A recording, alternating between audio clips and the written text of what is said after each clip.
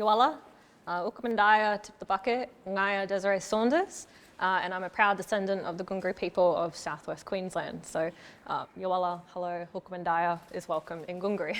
Thank you for coming along to this artist talk. I'm glad I get the opportunity to talk about it in a bit more depth, in a bit more casual sort of environment.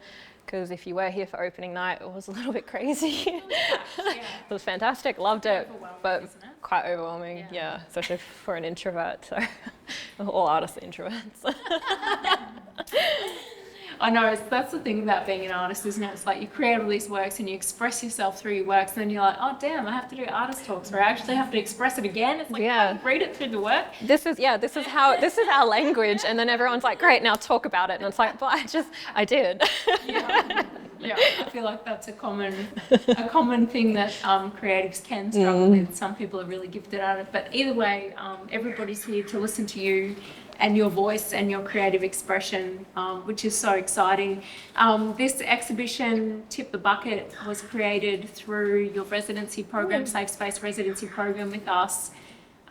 Tip the Bucket, I feel like when I think of that title, I feel like it's tipping, for starters, feels like an action word to me, and I feel like it's almost like this space is a bit of an invitation to do something. You know, tipping is a verb, it's an action word. Like, is that something that you sort of am creating in this space through your works, or? I mean, hopefully. So usually, and I should say pre-residency, my works would be very, like, they were responses to an emotional state that I was in, or an emotion that I had.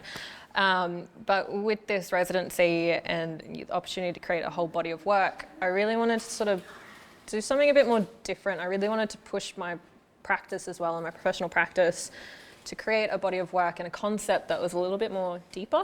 You know, originally when I started, it was actually an emotional response. But then through a particular mentorship session with the fabulous Sam Harrison, I really got to just get that help. So I just needed someone to like pull it apart for me, because I knew I was like 20% of the way there. So he helped me to pull it apart so that then I can put it back together, and it just turned into what you see today. So super grateful to him. So now, you know, it's more about, I don't really, thought-provoking seems a bit buzzwordy, but thinking of this concept and sitting with it and challenging my way of thinking helped to change my way of thinking about this particular topic. So I'm kind of hoping that people who view it and understand it, and, you know, now that I get to actually talk about it properly, will have that same thing, and it might, you know, change their way of thinking about the Murri crab bucket. Yeah, I feel like tipping the bucket is referring to, you know, the Murri crab bucket. And like, not everybody's heard of that. No. I think in First Nation spaces, we may be familiar with that. I guess it's like the Australian equivalent of the tall poppy syndrome, I guess. But yeah, what, I guess, like, from your perspective, what does the Murri crab bucket represent for you? And so I should, just in case people weren't here on opening night, so Tip the Bucket it explores the Murri crab bucket metaphor and the themes within that. So that's what the show is about, and that's the point of the show. The Murri crab bucket, for anyone that doesn't know, is similar to the tall poppy syndrome, but it's sort of framed through a First Nations lens. So to visualize it, and to put it very, very simply, you've got a bucket, and then you put crabs into said bucket. So crabs are now in a very restrictive and oppressive environment. So naturally, crabs want to get out of the bucket. So what do? They try and climb up to the top of the bucket to get out. So the ones that are climbing higher up could potentially get dragged down by the crabs at the bottom, because it's just a sort of free-for-all madness. So that is the metaphor. The point of this show, and we're talking about it being a very nuanced kind of conversation, is I didn't want to, usually with these metaphors, it's very much focused on individual morality, so the morals of the person. And in this aspect could be seen as a cultural deficiency. There's enough conversation about deficiency in community. That's not what I wanted to explore. So instead, I started to think about the bucket itself, also how the crabs got into the bucket. So in this situation, you know, originally I thought of the bucket as society, but then I was like, no, let's go back, keep going back. So the bucket is colonisation.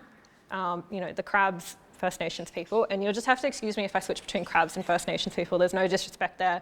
It's just because in my brain it's thinking about the metaphor.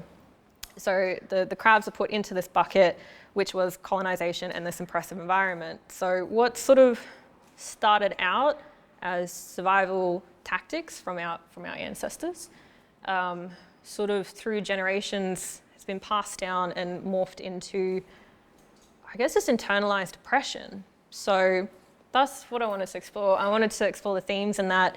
Tip the bucket, you know, the title itself is very much as I was going through this and thinking about the concept, I realised I was kind of decolonising my own mind and way of thinking about this metaphor.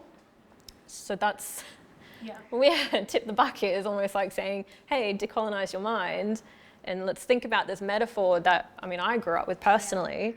And let's think about this a little bit deeper and from a slightly different angle, and let's take the focus off of us as individuals. Let's take that focus away and think a little bit deeper about how we ended up here. And I think it's like super brave, you know, like this My is dad the said very first solo exhibition, and I know for an emerging artist, like that is a huge milestone. So like just want to, if we can all just put our hands together and celebrate. Having your first solo exhibition is kind of a big deal. And I remember you saying like, oh, this is like the first time I actually get to create what I want to make. And I feel like that's just so important, you know. It's like, you know, creating the works that, or sharing a story that is like your own expression or something that's bothering you that you want to share through your art. And I feel like it just is more authentic, and it's just such a powerful thing. And so I love that this space, the residency, has allowed you to come in and, you know, think of this body of work as like a conceptual, you know, theme that you want to kind of address. And what I find is really interesting is like you look at the work, it's really vibrant, it's really bold, and then you kind of like, there's this ambivalence, like with the work, there's this kind of like uncomfortability that you're like, oh, it's so vibrant and it's a digital illustration, it feels like almost futuristic. But then there's like, if you look at the kind of the people, you're getting this quite uncomfortable feeling that I feel. And I feel like that was, I think you've really cleverly done that within the works in a way of like, the actual topic of the Murri crab bucket is quite uncomfortable and isn't a conversation that is often had within First Nations spaces because it's so uncomfortable and and I just think you've really portrayed that really smartly in the work. And like something that just stands out to me is like the eyes are all like yellow and I'm just wondering if that is like an intentional something that you've done with the people within your work? Yes, very intentional. So it's funny that you said brave for this topic. It is brave. Because it's literally what my dad said to me as soon as I told him. He's like, wow, you're very brave. You're very brave for taking on this sort of topic. But like I said, it's you've got to be careful not to tip on either side. But the eyes, yes, apart from who I have dubbed Tall Chick at the end, that's not the name of the artwork. They've all got unnatural eyes per se, and obviously the floaty heads behind me. So the point behind that, so I specialise in character design art. That's what I love to do. You know, I've recently done a book cover for a certain someone. Yeah! Oh, we've got it here! Shut the front door! Can I? Sorry.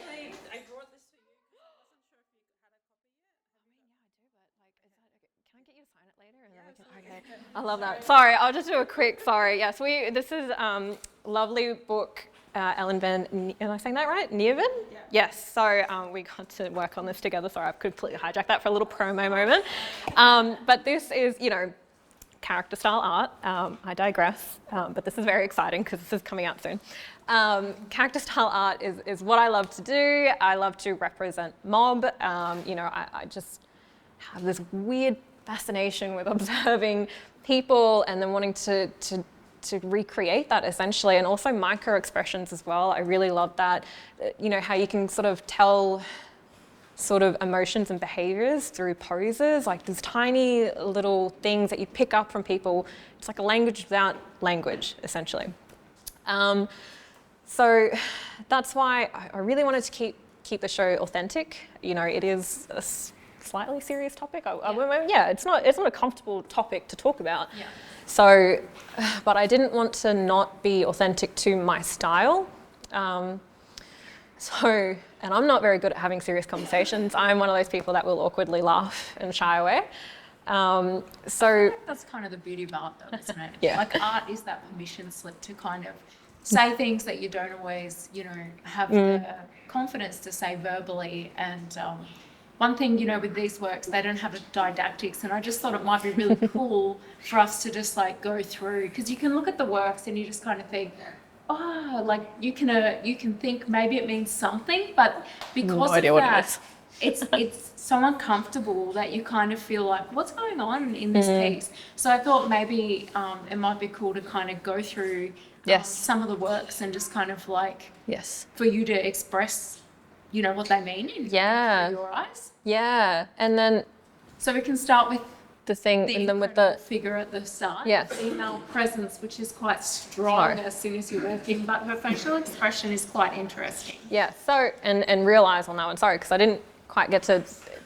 Anyway, so she's called. No, you're fine. My brain's all over the place again. So she's titled "Welcome to the Bucket," not Tall Chick, that I have so lovingly nicknamed her. That barely fit in my Suzuki Swift, I might add. So I titled her "Welcome to the Bucket" purely. This was actually the first sketch I did when I was thinking of the concept. So I thought "Welcome to the Bucket" was quite appropriate because the look, the expression, it's all about her facial expression. You know, even the pose is quite staunch. It's giving energy.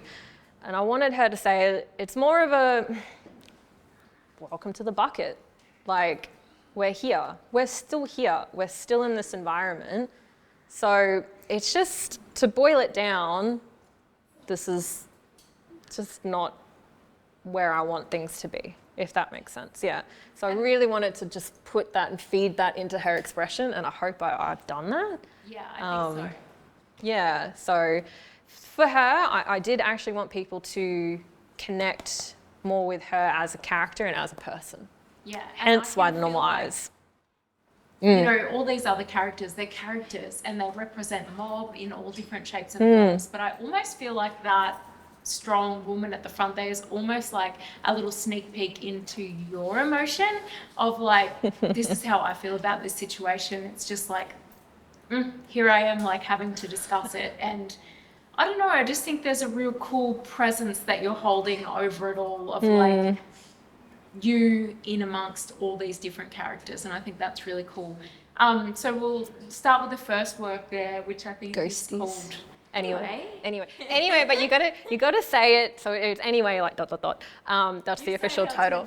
But you have to say it like anyway. So you know when you're having like serious conversation or like talking about the world and oh my God, so much wrong in the world, and it's akin to saying like it is the way it is, or oh well, what can you do? Like it's that expression of anyway, and then you move on, and you just kind of keep going on with life, because what else can you do? Like, you know, it's a sense of, I feel hopeless, I'm talking about this and I'm having these conversations, but you end it with, anyway, yeah. And I feel like it's almost that you can almost feel like the awkwardness of just like walking away, like, just floating away, just like, hovering.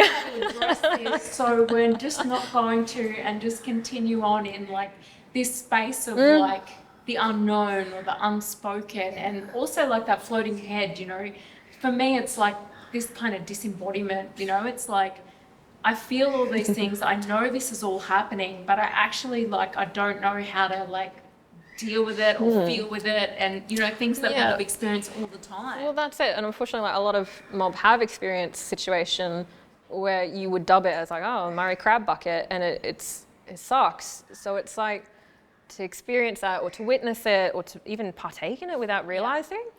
And then you just sort of move on with life. Yeah. It's a weird, it's a weird contrast. Yeah. I feel like that's a response to the bucket though, isn't it? It's a response to, okay, this bucket's so big, this oppressive system that's come in, taken land, just taken, families separated, taken language, all these major violence things that have happened that have come down through trauma through our generations. And then, some of that can be then internalized into like, violence against one another or, a putting down of one another and things like that. That is not actually our culture. Yeah. Our culture is full of reciprocity and giving and, being in kind of more of a circle sort of communication of relational rather than hierarchical, where it's sort of like this person's up top and then nature's down the bottom. It's like, no, we have totemic systems where we're caregiving and looking after animals and country and all these kind of, different things. But I think it's kind of like, in terms of that, I forget what I was saying now. No, that's fine. Just went on a tangent. That's fine. Okay, that's fine. Do the same thing. I was absorbed. I was just like, yeah, tell me more. We were having a conversation before, and Rachel was picking up so many extra things that, to be fair, I hadn't even thought of, and I was just like, I love talking with you because this is... What I was getting to actually is like, with the tip the bucket, I feel like there is a gentleness here. I don't feel an aggressiveness, and all is valid, and all is valid for all mob, and that is okay. But I feel like here it's almost like a gentle invitation to be like, how would you like to tip the bucket? Yeah. So I guess like, what is that for you? Like, we did talk about this, and then it's a question for everyone that's here. The title is Tip the Bucket. So if you were to visualize after, understanding now the concept and just the first couple of artworks, if you were to visualize me like, okay, if I ask you, what does tipping the bucket look like in your head, literally, of a bucket full of crabs? I know that sounds weird, but what would that look like? Because I know originally when I was sort of thinking of the concept, and I did, as one of the drafts, the many drafts that didn't make it to the wall, was, someone kicking over a bucket, myself, kicking over the bucket.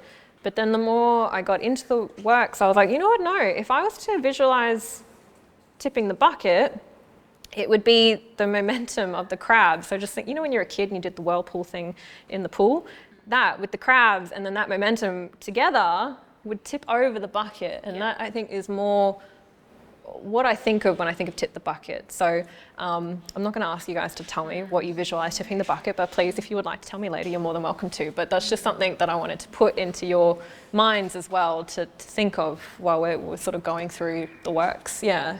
Yeah, and then so like what I'm sort of hearing with that is like, it's not an individual thing. No. It's a collective relational thing where it's like, so much of this colonial paradigm is about divide and conquer, and in ways that have tried to separate us through things like imposed or external kind of policies, and I'm thinking of things like native title. You got to think of themes as well, because there was a lot of key themes that were in my head when I was creating each work, and one of them I didn't quite make the cut, not because it wasn't important, but I just didn't have anything to visualize it. But now that you're talking about it, it's survival versus collective care.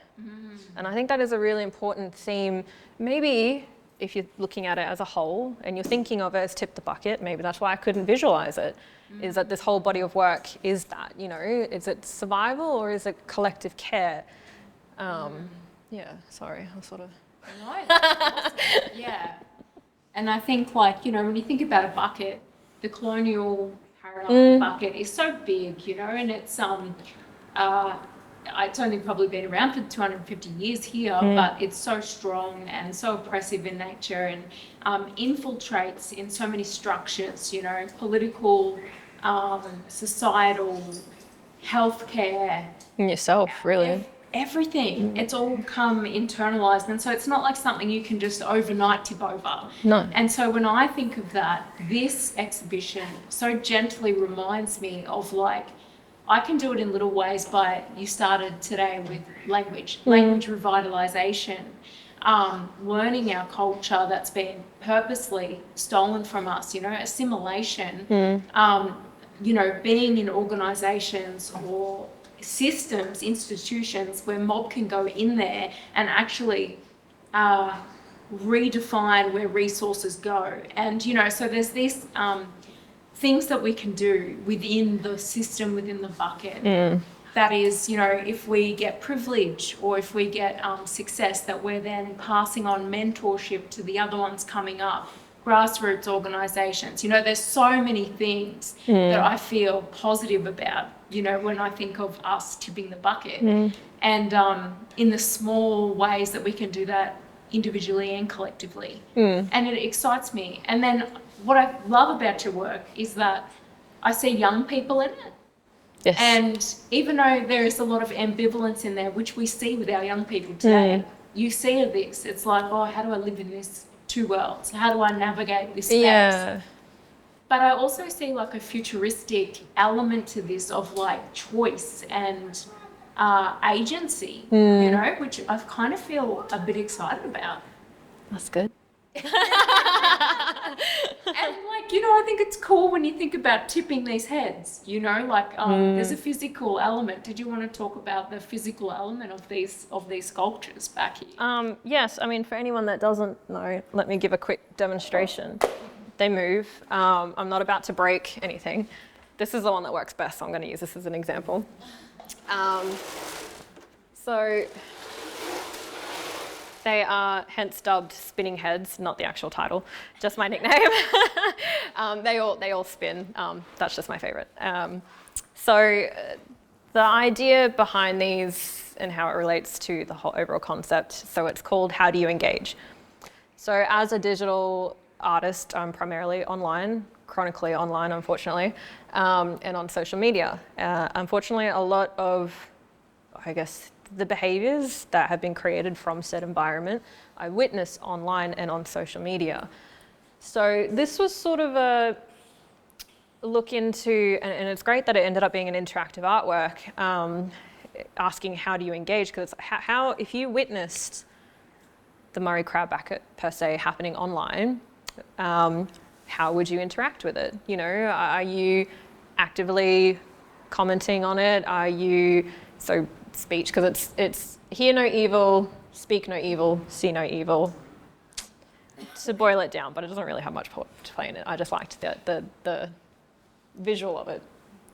So it's how do you engage with it when you see it online? You know, are you actively speaking on it? Are you sort of in like, no? Which, to be fair, if you've had a bad day, that's fair. Or, you know, again, are you just scrolling past and just like, I'm not seeing this. I'm focusing on, I've got funny cat videos I'd rather look at than this, you know what I mean? So it's asking people, how would you engage with it when you see this type of environment being created on social media? Because the platform, gotta love and hate it, honestly. And I think it's cool that you're bringing awareness to that, you know, like I think this world that we're living in at the moment is very technical, and, you know, there's all this kind of social media cancel, you know, but this cancel is the culture and things like reality for me as a modern Aboriginal woman, this is my reality. This is what I live with. I know I'm on the southeast coast and I'm in a major city, but this is it. Like, you know, social media, this is the experiences that I live and I see, and it's really relative to me, Straight away I'm thinking of things like, you know, the Voice, the referendum, you know, something that said that it's going to give all these mob a voice, but like I'd never seen so many mobs silenced, you know, and scared to speak. And so it's really interesting when I think about that, and I'm coming back to the bucket again, because, you know, what I see is like traditionally and culturally, issues that were in community or issues between people would have been addressed in a cultural way. You know, our elders would have been notified and brought in, and that would have been dealt with in a, you know, in a way that was law, you know, LORE. But it's like, because all of that has been taken away, there is this kind of this that you're speaking to here, where it's like, you know, if we don't have our proper diplomacy of like how we govern our ways of being and doing in the world, because that's all been taken from us. There is this kind of like idea of how are conflicts managed culturally.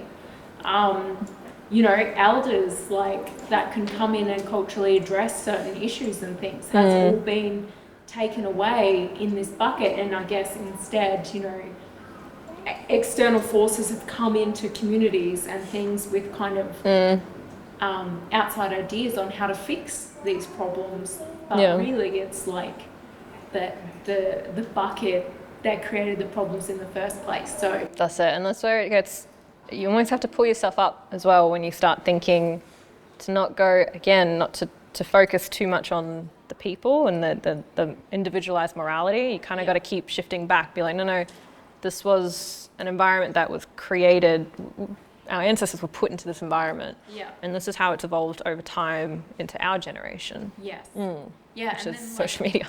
I guess when I'm talking about things, you know, generational trauma and things like that as well. Like, even if you know, mob wanted to seek healthcare, or like, you know, any different ways of healing from that, like, it's so expensive to, you know, even access healthcare for mental health issues or for emotional regulation skills, or, you know, any of these kind of things within the bucket system that makes it, you know, tricky to just kind of, whereas intergenerational healing and things needs to happen from that cultural healing space and like, you know, resources and things within that. So it's funny how it's like, we're always the problem, but there's so many issues within it that, you know, have been taken away. So it's very interesting.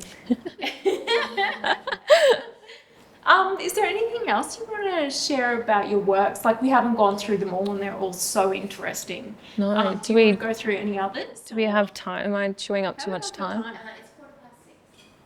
Is that a yes or a no? Or I can quickly just like... Okay. Yeah. Well, let's go through the Okay, all right. If you will shift your attention to the orange one. So that one there, surprisingly, was the most popular. We've sold out of prints, by the way, for that one. Sorry. That's the only one left. That's one of one, by the way. This one is called Keeping Your Head Down. So this is also a nod to social media in a way, but not fully. So it's more about not having, I guess, sorry, I had a one-word sentence for it, and it was, I don't want to put a target on my back. And that's what that is. So when you think about when you witnessing something more so, again, this can relate to social media, and you witness something, AKA behaviors in the Murri crab bucket, and you don't agree with it, or you don't agree what's happening, or the direction that the conversation's taken, or whatever, you know, it's about having, and this is, to be honest, I wish I had this in hindsight a lot of times when I've witnessed stuff, to have the gumption to kind of stand up and be like, this isn't the way to go. This isn't how things should be. I don't agree with this, basically. So that's what that is. You know, the crab, you could see it in two ways, because we were talking about this, you know, the crab could be protectively shielding the character from what they're witnessing, or it could be blinding them. So there's two different ways, and then you'll notice the bucket is very jabby looking. So, you know, it's not meant to look appealing. The bucket is not meant to look appealing. It's not meant to look like something you'd want to pick up and cart around and it stabs into your leg while you're walking, blinded. So that was, yeah, the thought process behind that, the feelings. It can be hard as an artist, I will just say this, when you think visually and you feel it more than you can articulate it. So bear with me if I'm not being super duper articulate, sorry guys. We'll commend you on your colour palettes. Love the colours in this, I'm not gonna lie. Sorry, I will toot my own horn on that, but. the use of like complementary colours, colour palettes that you've used in each work, like orange, purple, you know, like these kind of, it's so smart. Well, I think I was actively trying to find contrasting colour palettes. Because I think the topic versus my style of art and how I was representing the topic was so contrasting. I felt, like I really worked hard, and I'm really glad that, you know, you appreciate that hard work to really make these colours what they were. Like there's many drafts of me just playing around with colours, and you know, when you look at the next one, the golden child with the bucket on his head, you know, just even the skin tone is just slightly purplish. It's yellow and purple, you know what I mean? But really, if you think about it, and that light was cast on them in a golden light for the golden child, that is how it would be if you were to sort of colour pick out of a photograph. It's like really clever, and even though, you know, you're talking about the opposite spectrum of the colour, it's complementary. And like, you know, just the nuance in all of that I think is really interesting as a conceptual piece. And I also see like a lot of individualism within the work, and you know, like when we think about collective unity to push over the button, you know, I can really see the struggle in these characters and the aloneness of that, and I think that is that kind of space of which we as creatives and non-creatives as mob kind of linger in sometimes with some of the things, you know, we deal with in mob spaces. Yeah, I mean, in the way, like, yes, this can be a shared experience, but really you feel like you're in it alone. Like you're experiencing it. You got your own thoughts, thinking of it, and you know, so while yes, many people might have experienced situations with the Murri crab bucket in play and how that metaphor would be relative, really it's you on your own. And again, it plays in, you know, specifically this one, the golden child, it pushes into the theme of internalized oppression. So it is a very contemplative pose. He is meant to be on his own, you know, it is meant to represent that. It's giving internalized shame, like, you know, that hiding, which we see a lot in mob as well, and in our men. Really I mean, because, you know, I toyed with two titles for this, the golden child and the hermit, but the golden child I ended up settling on because I wanted to kind of express and you know, I have a love-hate relationship with the term black excellence. It can put a lot of pressure on you to not just do well, but, you know, as an Aboriginal person, you've got to be the best of the best, you know. And I know this is a conversation that's been had with people of colour, primarily women of colour across the world, that they have to go for excellence because it will equate to someone else's average. So that's sort of, you know, I remember being a teenager, and even now, actually, not even just when I was a teenager, you think about, for an instance, I love clothes, like, you know, I like making shirts. I think about clothing and designing cool clothing. And I'm like, oh, I'd like to create something or collab with something. And then I'm like, wait, no, I should create my entire empire of a clothing brand. And then that should be what I need to excel at. It's like, we can't just seem to, we have to be the best of the best. And I think that in turn harms us. It gives us this internalized oppression. Really, we're holding ourselves back because we feel like if we're going to do it, we have to be the best of the best because you've just got that extra thing that you feel like you have to prove to the world. So that is really, that's why I lent more for the golden child one. If you titled it, if I titled it the hermit, it's really more looking at the isolation that you could feel in that instance. And I feel like, the interconnected pay. There's that internal, and that is also shame, isn't it? It's internalized shame. It's like, I have to be this amazing person, whatever, to this world. You know, so see that First Nations people aren't all this or whatever the big, you know, labels are that happen within the broader community. I mean, one of the themes, you know, I talk about all these themes that I was looking at within the metaphor. One of the themes was, I mean, the big one in the elephant in the room was obviously lateral pressure and lateral violence. But the other one that's quite important is structural containment. You know, you could see that as institutionally in school or workplaces specifically, but I think it also comes down to social dynamics as well in society itself. So, you know, I feel like that's where that sort of plays in with these themes as well. And I can't remember the other themes now. I had a notebook. There's so much, you know, and it looks simplistic, I guess, but it's not. It's really deep, and I think that's what is really interesting about your works. Is like you can say, "Oh, that's a cool digital illustration," but it's actually like, no, there's a lot in that, and all you get a sense of is the uncomfortability. But it's not until you actually learn about the works you go, oh wow, okay, that's actually carrying a bit of depth. I know. I actually feel bad not writing statements now. It's the only work that has multiple people in it. Yes. And I find that quite intriguing because it's also your hero image for your Yes. whole exhibition. Yes, no, I loved this piece even as I was creating it. I don't know if that's weird to say as an artist, but It's striking. yeah. So this one's called Inherited, something like that. I nickname all my works, so they don't actually. So when I write an official thing, I'm like, oh, that's fancy. So this one's got a few symbolisms in it. You know, you look at the pose for one; they're not facing each other; they're sort of facing away.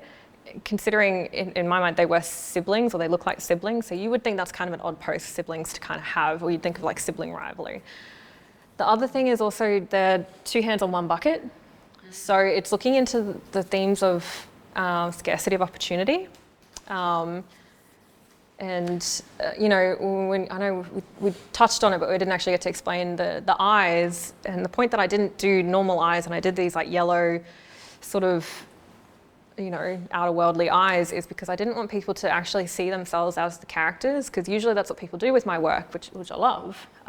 It's all about representation through my work, but I didn't want people to really see themselves as these characters, because I wanted the focus to be on the metaphor and what the artworks were trying to show from the themes in that metaphor. Yeah.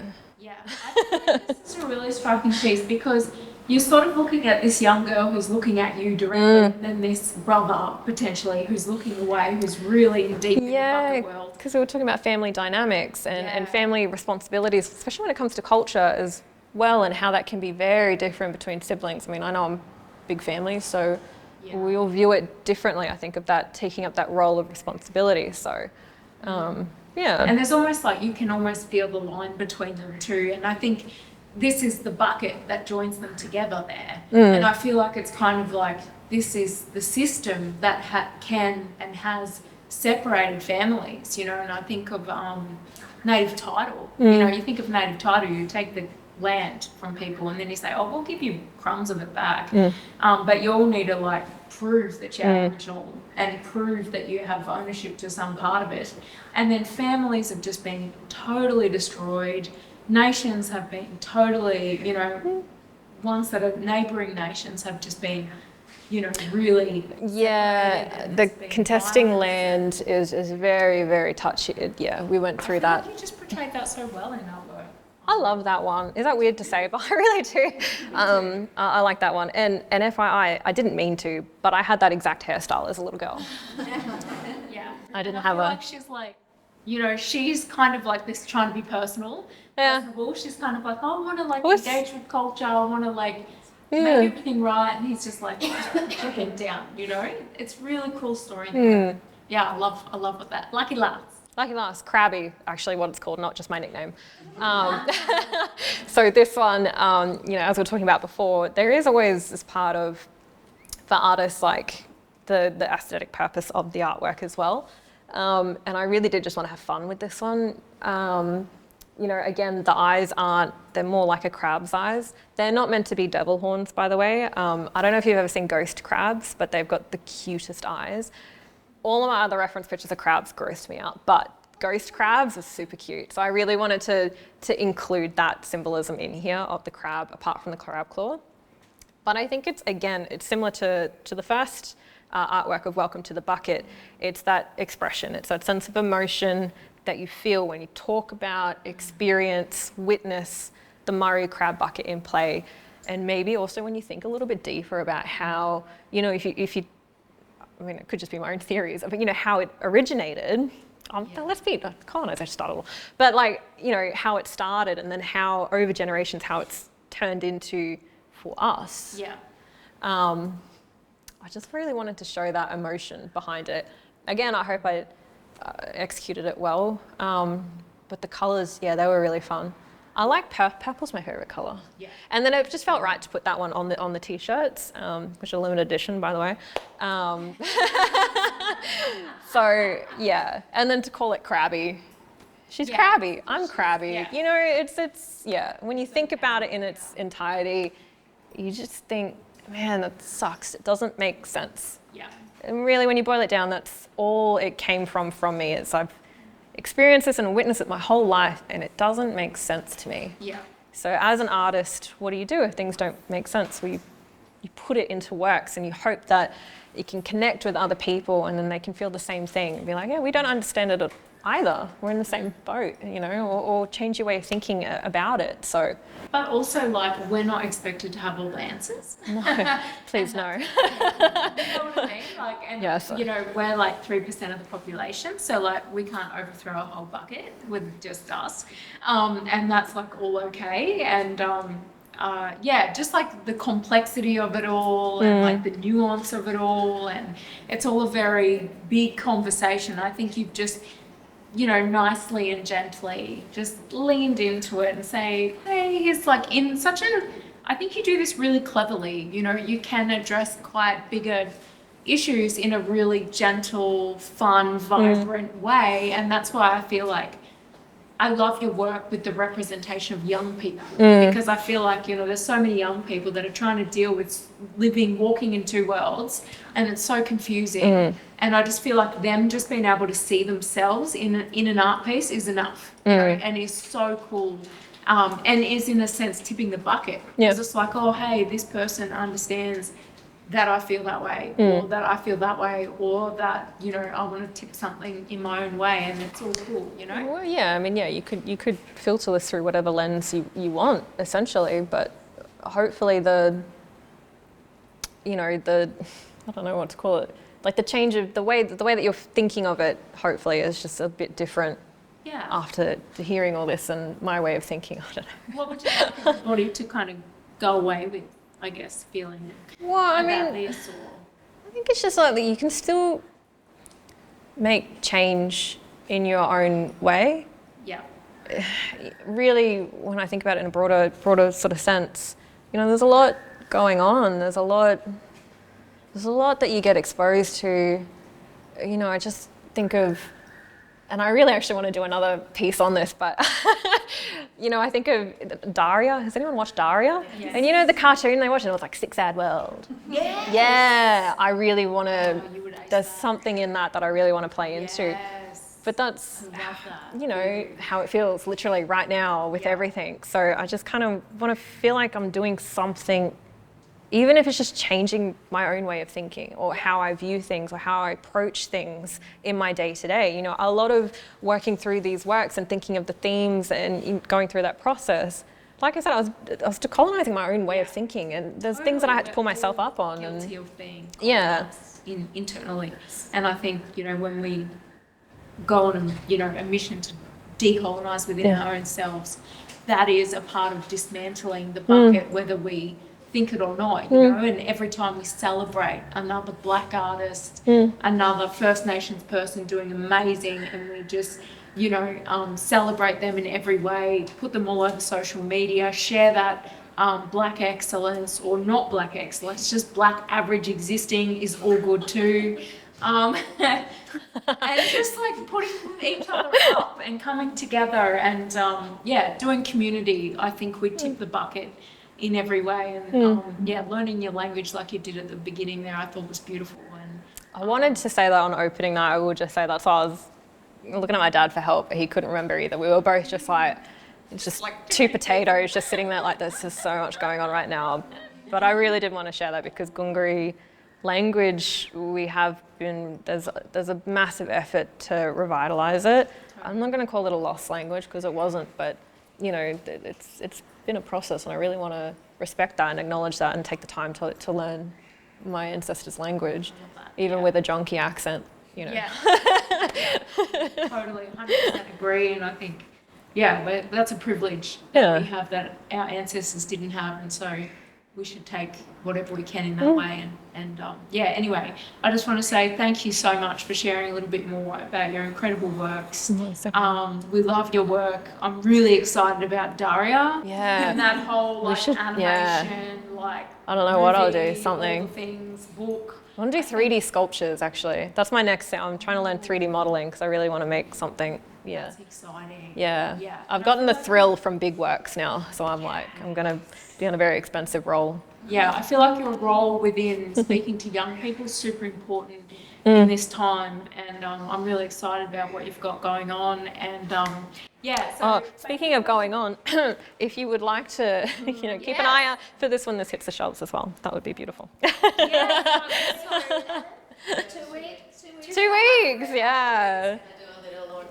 Amazing. And yes, we should. Desirai has some limited edition small t-shirts and big prints left. Because they're for sale. one of one. So these are an A2 size print on very fancy cotton rag smooth paper. And they're professionally framed. So they're one of one, and it does have it numbered there. But we do have some prints left over from opening night. Incredibly, 2 of them completely sold out, which blows my mind.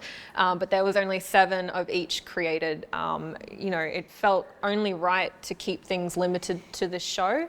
So I have no intention of recreating these works at any point in time, to be fair. I feel like they need to stay with this show.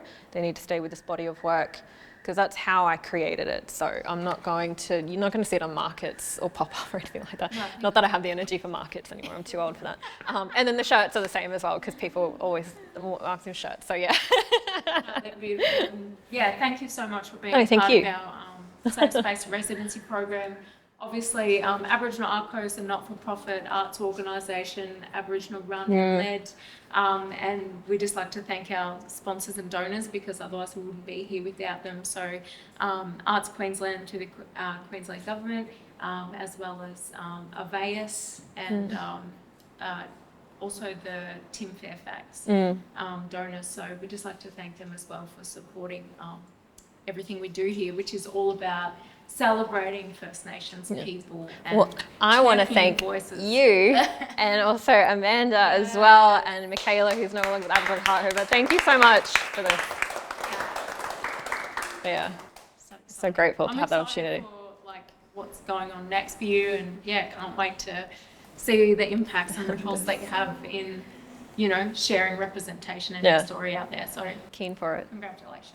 Thank you. Thanks for listening to me, guys. Thanks for coming in. I really appreciate it.